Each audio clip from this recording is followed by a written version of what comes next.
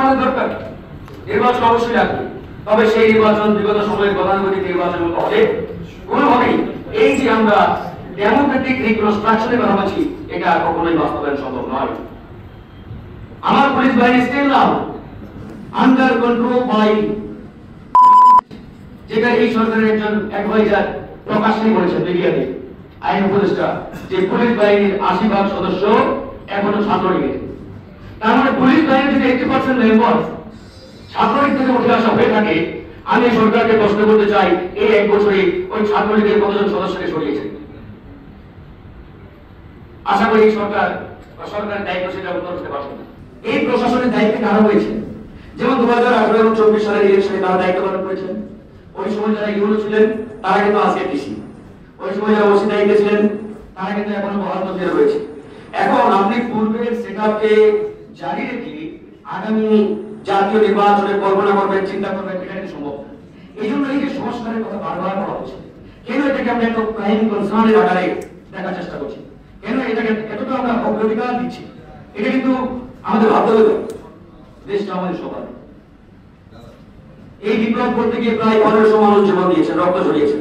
আমরা জেলে গেছি, রিমান্ডে গেছি, অসংখ্য রক্ত, ত্যাগ, আত্মদানের বিনিময়ে আজকের এই বাংলাদেশ। সুতরাং আগামীর বাংলাদেশকে যদি আমরা সেফ এন্ড সিকিউর করতে না পারি, এর পুরো দায়ভারকে আমাদের সবাইকে নিতে হবে, এভরিবডি। যেমন সরকারকে নিতে হবে, একই সাথে পলিটিক্যাল পার্টিগুলোকে নিতে হবে। যদি আমরা মনে করি আমরা রাজনৈতিক দলের নেতা, আমাদের কোনো দায়বদ্ধ নয়, আমাদেরও দায়বদ্ধ রয়েছে। আমরা কতটুকু এই সরকারকে সহযোগিতা করছি, কতটুকু এই সরকারকে আমরা আসলে সাপোর্ট দিচ্ছি এজ এ পলিটিক্যাল পার্টি হিসাবে, সেটা কিন্তু আজকে বড় একটা প্রশ্ন হয়ে দেখা দিয়েছে। এবার আসেন 3টি বিষয় নিয়ে এসেছে, সিকিউরিটি, করাপশন এন্ড এনার্জি। আমি যদি এই দুর্নীতির কথাই বলি, বিগত সময়ে এই দুর্নীতিটা এত স্প্রিড আউট কিভাবে সম্ভব? আপনি কি একবার চিন্তা করে দেখার চেষ্টা করেছেন? এই যে দুর্নীতি দমন কমিশন, আমি এই দুর্নীতি দমন কমিশনকে বিগত সময় এখনো মিডিয়াতে বারবার বলছি যে এটি হচ্ছে একটা দ্বন্দ্বহীন বাঘের মতো। যে বাঘের দাঁত এবং নখ নেই, সেই বাঘে যেমন কোনো মানুষ কোনো প্রাণী ভয় পায় না, ঠিক দুদক হচ্ছে সেম টাইপ অফ অর্গান বা প্রতিষ্ঠান। এখন এই দুদককে আপনি এম্পাওয়ার করবেন না, পাওয়ারফুল করবেন না, আর আপনি দুর্নীতি রোধ করতে চাইবেন, দুদকের মাধ্যমে দুর্নীতি রোধ হবে, এটা তো আসলে কোনোভাবে সম্ভব নয়। এই জন্য এই যে জাতীয় ঐক্যমত্য কমিশনের আমাদের আলোচনা, আমরা এবারে পরিষ্কারভাবে বলেছি যে দুর্নীতি দমন কমিশন এখন একটি সংবিধিবদ্ধ প্রতিষ্ঠান আছে। এটা হচ্ছে সংবিধিবদ্ধ রাষ্ট্রীয় প্রতিষ্ঠান, কিন্তু এটাকে সংবিধিবদ্ধ রাখা না, এটা একটা সাংবিধানিক প্রতিষ্ঠানে রূপান্তর করতে হবে। আর কি করতে হবে? এই যে দুদকের চেয়ারম্যানের যে নিয়োগ প্রক্রিয়া, that is very much important thing.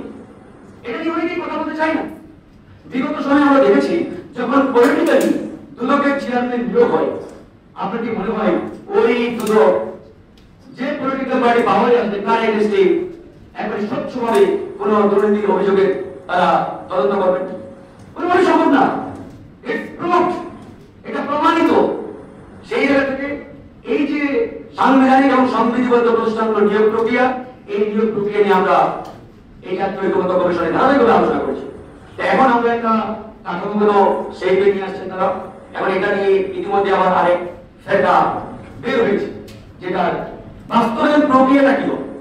আমরা বলেছি এই জুলাই সনদ বা এই যে সামগ্রিকভাবে আলোচনা করে আমরা একটা সামরিকে পৌঁছাবো, এটা যদি আপনি আইনগত কোনো ভিত্তি না দেন, তাহলে তো এটার কোনো ভ্যালু থাকলো না।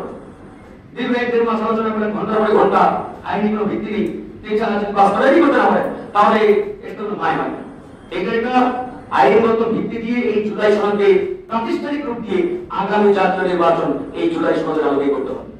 আগামী নির্বাচন যদি অবাধ, সুষ্ঠু, নিরপেক্ষ না হয়, তাহলে এই যে আমরা নানান কথা বলছি যে নির্বাচন না হলে দেশ আবার অস্থিতিশীল একটা পরিবেশের দিকে চলে যাবে, বিপজ্জনক অবস্থার দিকে যাবে, আমরা সবাই বিপদে পড়বো, ইত্যাদি ইত্যাদি।